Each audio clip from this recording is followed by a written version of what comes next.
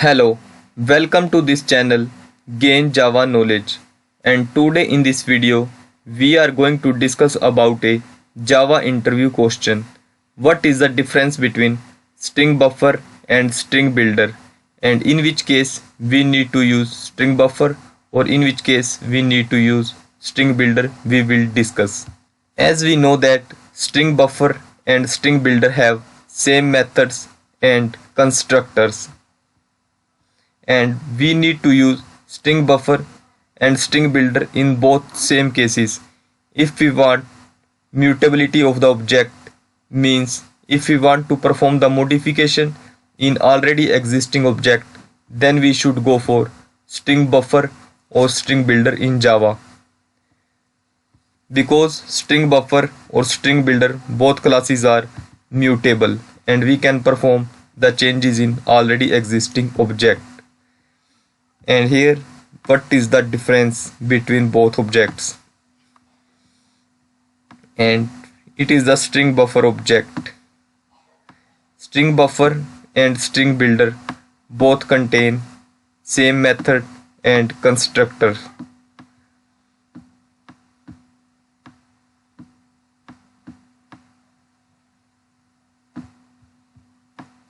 And here it is StringBuilder.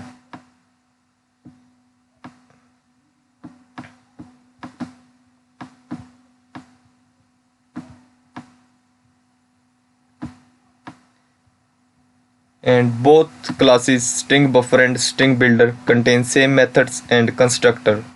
But in StringBuffer class, if we have created object by using StringBuffer class, then at a time only one thread can operate.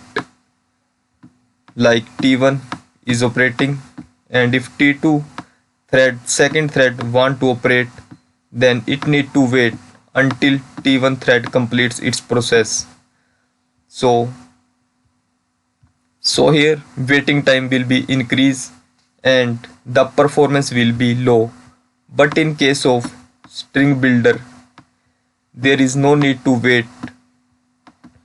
So multiple threads can operate simultaneously on single object. So performance wise, it is good to use StringBuilder. But if we want thread safety, then we need to go for StringBuffer. And these are the main differences between StringBuffer and StringBuilder classes. StringBuffer, all methods are synchronized, whereas StringBuilder is not synchronized. And if all methods are synchronized, then at a time only one thread is allowed to operate on StringBuffer object. And if other thread want to operate, then it need to wait until first thread will complete. But in StringBuilder, at a time multiple threads are allowed to operate on StringBuilder object. Hence StringBuilder object is not thread safe. It increases the waiting time of a thread and relatively performance is low.